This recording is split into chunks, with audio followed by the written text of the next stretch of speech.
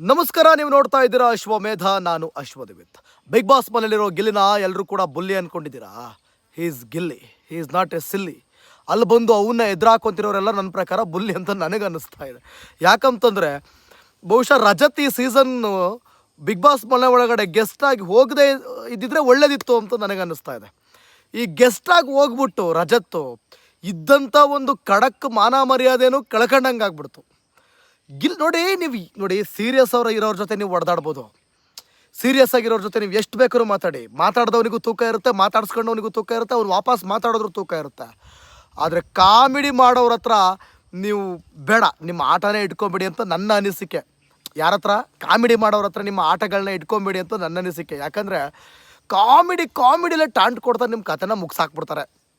ಅದಕ್ಕೆ ಕಾಮಿಡಿ ಮಾಡೋರ ಹತ್ರ ಆಟ ಬೇಡ. ಇಲ್ಲಿ ಎಲ್ಲರೂ ಕೂಡ ಈ ಪ್ರೋಮೋಗಳನ್ನು ಯಾವ ರೀತಿ ಬಿಟ್ಬಿಟ್ಟಿದ್ದಾರೆ ಅಂದರೆ ಜನಗಳಿಗೆ, ಯಾವ ರೀತಿ ಪೋಟ್ರೆ ಮಾಡಿದ್ದಾರೆ ಅಂದರೆ ಜನಗಳಿಗೆ, ಈ ಬಿಗ್ ಬಾಸ್ ನೋಡದೆ ಕೆಲವರು ಹೆಂಗಿರ್ತಾರೆ ಅಂದರೆ ಬಿಗ್ ಬಾಸ್ ನೋಡಲ್ಲ, ಆಯಿತಾ, ಪ್ರೋಮೋಗಳನ್ನ ನೋಡಿಕೊಂಡು ಓಟ್ ಹಾಕ್ತಾ ಇರ್ತಾರೆ, ಡಿಸೈಡ್ ಮಾಡ್ತಾ ಇರ್ತಾರೆ. ಪಾಪ ಅವ್ರಿಗೆ ಬಿಗ್ ಬಾಸ್ ನೋಡಲ್ಲ ಅಂದರೆ ನೋಡಬಾರ್ದು ಅಂತಲ್ಲ, ಟೈಮ್ ಇರಲ್ಲ ಅವರಿಗೆ. ಪ್ರೋಮೋಗಳನ್ನ ನೋಡಿ, ಕ್ಲಿಪ್ಪಿಂಗ್ಸ್ಗಳನ್ನ ನೋಡಿಬಿಟ್ಟು ಡಿಸೈಡ್ ಆಗ್ತಾರೆ ಯಾರ್ಯಾರು ಹೆಂಗೆ ಅಂತ. ಕೆಲವ್ರದ್ದು ಇದ್ದೇ ಇದೆ, ಅದೊಂದಷ್ಟು ಜನ ವರ್ಗ ಇದೆ. ನೀವು ಪ್ರೋಮೋ ಮಾಡಬೇಕಾದ್ರೆ ಗಿಲ್ಲಿನ ನೆಗೆಟಿವ್ ಆಗಿ ಪೋಟ್ರೆ ಮಾಡಿರೋದ್ರಿಂದ ನನಗೆ ಒಂದು ಕ್ಷಣಕ್ಕೆ ಅನ್ನಿಸ್ಬಿಡ್ತು, ಗಿಲ್ಲಿ ಏನಪ್ಪ ಹಿಂಗೆ ಅಧಿಕ ಪ್ರಸಂಗ ಮಾಡ್ತಾ ಇದ್ದಾರೆ ಅಂತ. ಗಿಲ್ಲಿ ಮಾಡಿರೋ ಅಧಿಕ ಪ್ರಸಂಗ ಅಲ್ಲ, ಎಪಿಸೋಡ್ ನೋಡ್ಬೇಕಂತ ಅದಕ್ಕೆ ಹೇಳೋದು. ಪ್ರೋಮೋ ನೋಡ್ಬಿಟ್ಟು ಡಿಸೈಡ್ ಆಗಬೇಡಿ. ನೀವು ಬಿಗ್ ಬಾಸ್ನ ಫಾಲೋ ಇಲ್ಲ, ಪ್ರೋಮೋ ನೋಡ್ಬಿಟ್ಟು ನೀವು ಯಾವುದೇ ಓಟ್ ಮಾಡಬೇಡಿ. ನೀವು ಬೇಕಾದರೆ ನೋಡ್ಕೊಂಡು ಡಿಸೈಡು ಆಗಿ, ಆದರೆ ಓಟ್ ಮಾಡಬೇಡಿ. ನೀವು ಹಂಗೆ ಓಟ್ ಮಾಡಬೇಕಾ, ಎಪಿಸೋಡ್ಗಳನ್ನ ನೋಡ್ಬಿಟ್ಟು ಓಟ್ ಮಾಡಿ. ನೋಡಿ, ಮೊನ್ನೆ ಗಿಲ್ಲಿ ಪ್ರೋಮೋ ಬಿಟ್ಟಾಗ ಯಾಕೆ ಹಿಂಗೆ ಅಧಿಕ ಪ್ರಸಂಗ ಅಂತ ನನಗೂ ಅನಿಸಿತ್ತು. ಎಪಿಸೋಡನ್ನು ನೋಡಿದಾಗಲೇ ಗೊತ್ತಾಗಿದ್ದು. ಆ್ಯಕ್ಚುಲಿ ಈ ಗೆಸ್ಟ್ಗಳು ಒಳಗಡೆ ಬಂದಾಗ ಈ ರಜತ್ತು ಮತ್ತು ಯಾರವನು ನಮ್ಮ ರಾಜನ್ ಕ್ಯಾರೆಕ್ಟರ್ ಮಾಡಿದಂಥ ಮಂಜಾ, ಇವರೆಲ್ಲ ಬಂದಾಗ ಹೆಂಗೆ ಮಂಜಣ್ಣ ಏನು ಮಾಡಿಬಿಡ್ತಾರೆ ಅಂತಂದರೆ ಗಿಲ್ಲಿಗೆ ನನ್ನ ಬ್ಯಾಗ್ ಎತ್ಕೊಂಡು ಹೋಗು. ಗಿಲ್ಲಿ ಅವ್ರನ್ನೆಲ್ಲರನ್ನೂ ಕೂಡ ಖುಷಿಯಿಂದ ಫನ್ನಾಗಿ ವೆಲ್ಕಮ್ ಮಾಡ್ಕೊಳ್ಳೋವಂಥ ಪ್ರಯತ್ನದಲ್ಲಿರ್ತಾರೆ. ಆದರೆ ಎಲ್ಲೋ ಒಂದು ಕಡೆ ಗಿಲ್ಲಿಗೆ ಹರ್ಟ್ ಆಗುತ್ತದು. ಯಾವಾಗ ಸೀರಿಯಸ್ ಆಗ್ತಾ ಹೋಗ್ತಾರೆ, ಗಿಲ್ಲಿ ಅವಾಗ ಕೊಡ್ತಾ ಹೋಗ್ತಾನೆ ಕೌಂಟರು, ಕೌಂಟರ್ ಕೊಡ್ತಾನೆ. ಗಿಲ್ಲಿ ಮಸ್ತ್ ಎಪಿಸೋಡ್ ಅದು. ಅದಾದ ನಂತರದಲ್ಲಿ ಗಿಲ್ಲಿನೇ ಟಾರ್ಗೆಟ್ ಮಾಡ್ಕೊಂಬಂದಂತೆ ಕಾಣ್ತಾ ಇದೆ ರಜತ್ಗೆ ಗೊತ್ತಿದೆ ಗಿಲ್ಲಿ ಹಾವಳಿ ಹೆಂಗಿದೆ ಹೊರಗಡೆ ಅಂತ. ಇದು ಗೊತ್ತಿದ್ರೂ ಕೂಡ ಹೋಗ್ಬಿಟ್ಟು ಗಿಲ್ಲಿನ ಎದುರಾಕೊಂಡು ನಾನಾಗಿದ್ರೆ ಗಿಲ್ಲಿಗೆ ಅದೇನಾಗಿರುತ್ತೆ ಗೊತ್ತಾ, ಆ್ಯಕ್ಚುಲಿ ಸೈಕಾಲಜಿ ಹೇಳ್ಬಿಡ್ತೀನಿ ಕೇಳಿಸ್ಕಡೆ. ಮನೆ ಹೊರಗಡೆ ಇದ್ದಂಥ ರಜತ್ಗೆ ಏನು ಅನ್ನಿಸ್ತಾ ಇರ್ತದೆ ಮನಸ್ಸಲ್ಲಿ ಅಂದರೆ, ಈ ಸೀಸನ್ ನಾನೇನಾರು ಇದ್ದಿದ್ರೆ ಅವನಿಗೆ ಸರ್ರಿಗೆ ಚರ್ಮ ಸುಲಿದು ಬಿಡ್ತಿದ್ದೆ, ಅವನಿಗೆ ಸರ್ರೇ ಕೌಂಟ್ರ್ ಕೊಟ್ಟಾಗ್ತಿದೆ, ಅವನು ಒಂದೇ ಮಾತಾಡಬಾರ್ದು, ಹಂಗೆ ಮಾಡಿಬಿಡ್ತಿದ್ದೆ ಅಂತ ಅಂದ್ಕೊಂಡಿರ್ತಾರೆ. ಯಾವುದೋ ಹಿಂಗೆ ಆಪತ್ತು ಬಂದಂಥ ಭಾಗ್ಯ, ಕಲರ್ಸ್ ಕನ್ನಡದಿಂದ ಬಂದಂಥ ಭಾಗ್ಯದಿಂದ ಗೆಸ್ಟಾಗಿ ಹೋದಂಥ ರಜತ್ತು ಅದನ್ನು ಅಪ್ಲೈ ಮಾಡಿಬಿಡೋಣ ಈ ಸಲ, ಗಿಲ್ಲಿಗೆ ಇದ್ದಿದ್ದೊಂದು 2 ದಿನದಲ್ಲಿ ಅಪ್ಲೈ ಮಾಡಿಬಿಡೋಣ ಅಂತ ಹೋಗಿ ಗಿಲ್ಲಿಗೆ ಅಪ್ಲೈ ಮಾಡೋಕ್ಕೆ ಹೋಗಿರ್ತಾರೆ. ಆದರೆ ಅದು ವರ್ಕೌಟ್ ಆಗಲ್ಲ, ಅದು ವಾಪಸ್ ಸಪ್ಲೈ ಆಗಿಬಿಡುತ್ತೆ. ಗಿಲ್ಲಿಗೆ ಅಪ್ಲೈ ಮಾಡೋಕ್ಕೆ ಹೋದಂಥ ಅವರ ಮನಸ್ಥಿತಿ ವಾಪಸ್ ಗಿಲ್ಲಿ ಕಡೆಯಿಂದ ಸಪ್ಲೈ ಆಗಿಬಿಡುತ್ತೆ. ಆ ಸಪ್ಲೈ ಶಾಕ್ ತಡ್ಕೊಳಕ್ಕಾಗದೆ ರಜತ್ ಕಮೆಂಟ್ ಬಾಕ್ಸ್ ಆಫ್ ಆಗಿ ಹೋಗ್ಬಿಟ್ಟಿದೆ. ಕಮೆಂಟ್ ಬಾಕ್ಸೇ ಆಫ್ ಮಾಡ್ಕೊಂಡ್ಬಿಟ್ಟಿದ್ದಾರೆ. ಅಷ್ಟರ ಮಟ್ಟಿಗೆ ಕಾಂಟ್ರವರ್ಷಿಯಲ್ ಮಾಡ್ಕೊಂಡಿರೋದು ಗಿಲ್ಲಿ ಅಭಿಮಾನಿಗಳಿಗೆ ಮನಸ್ಸಿಗೆ ನೋವಾಗಿದೆ. ಪ್ರತಿ ಸಲ ಗಿಲ್ಲಿಗೆ ಒಂಥರ ಹರ್ಟ್ ಮಾಡತ್ರಿ. ಗಿಲ್ಲಿ ಏನೋ ಫನ್ ಮಾಡ್ಕೊಂಡು ಹೋಗ್ತಿರ್ಬೇಕಾದ್ರೆ ಆ ಕ್ಲಿಪ್ಪಿಂಗ್ನ ತೋರಿಸೇ ಇಲ್ಲ ಎಪಿಸೋಡ್ನಲ್ಲಿ. ಒಂದು ವರ್ಡ್ ಬರೆಸ್ತಾರೆ, ಟೀ ಮುಚ್ಕೊಂಡು, ಅದು ಪೂರ್ತಿ ಬರೆಸ್ತಾರೆ, ಟೀ ಮುಚ್ಕೊಂಡು ಹೋಗಲೇ ಅಂತ ರಜತ್ ಬಳಸುವಂಥ ಮಾತು. ಅದನ್ನು ಲೈವ್ ಎಪಿಸೋಡಲ್ಲಿ ನೀವು ಗಮನಿಸಿರ್ಬೋದು. ಆದರೆ ಅದನ್ನು ಎಪಿಸೋಡ್ನಲ್ಲಿ ತೋರಿಸೇ ಇಲ್ಲ.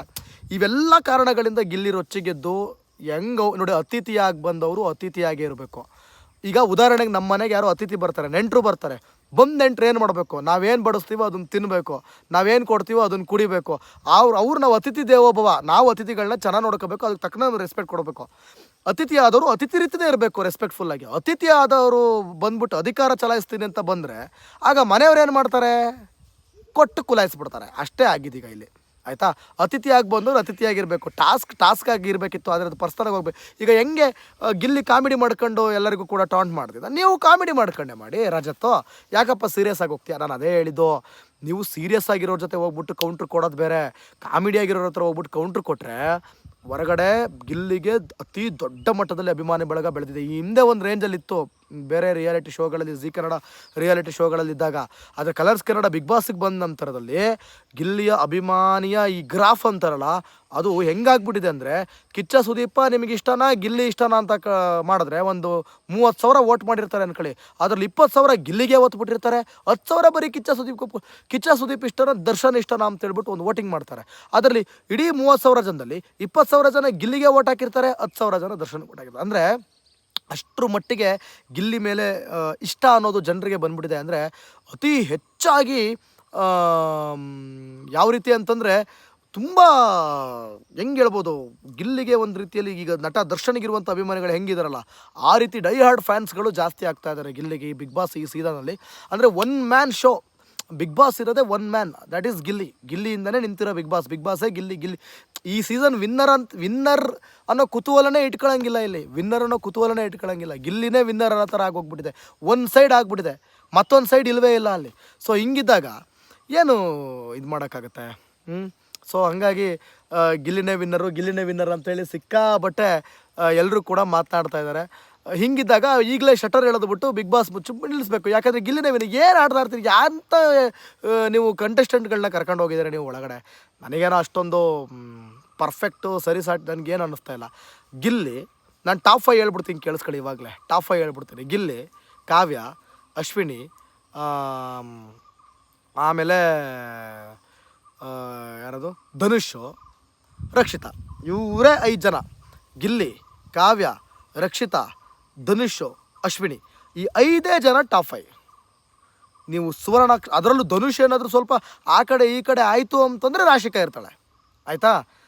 ಅಥವಾ ಧನುಷ್ ಇರ್ತಾನೆ, ಧನುಷ್ ಅಥವಾ ರಾಶಿಕಾ, ಇವರಿಬ್ಬರಲ್ಲಿ ಟಾಪ್ 5 ಆ ಕಡೆ ಆಗೋರು. ಇವ್ರು 4 ಜನ ಅಂತೂ ಫಿಕ್ಸು.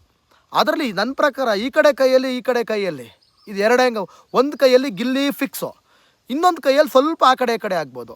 ಒಂದು ರಕ್ಷಿತಾ ಇರ್ಬೋದು ಆ ಜಾಗದಲ್ಲಿ, ಅಥವಾ ಕಾವ್ಯ ನಿಲ್ಬೋದು ಆ ಕಡೆ ಇದೇ ಆಗೋದು ಪರಿಸ್ಥಿತಿ ಇಲ್ಲಿ, ಆಯಿತಾ? ಸೊ ಹಂಗಾಗಿ ಏನು ಈಸಿಲಿ ಎಲ್ಲ ಗೊತ್ತಾಗ್ತಾ ಇದೆ. ಅದು ಕುತೂಹಲಗಳೇ ಉಳ್ಕೋತಾ ಇಲ್ಲ ಅಲ್ಲಿ. ಏನು ಕುತೂಹಲ, ಯಾರು ಆಟ ಆಡೋರು, ಎಂಥ ಕಂಟೆಸ್ಟೆಂಟ್ಗಳ ಆಯ್ಕೆ ಈ ಸಲ ಕಂಟೆಸ್ಟೆಂಟ್ಗಳ ಆಯ್ಕೆಯಲ್ಲಿ ಕಲರ್ಸ್ ಕನ್ನಡ ಅಥವಾ ಯಾರ್ಯಾರು ಮಾಡ್ತಾರಲ್ಲ ಅದು ಟೀಮು 100% ಎಡವಿದೆ ಅಂತ ನನಗೆ ಅನ್ನಿಸ್ತಾ ಇದೆ. ಎಡವು ಬಿಟ್ಟಿದೆ.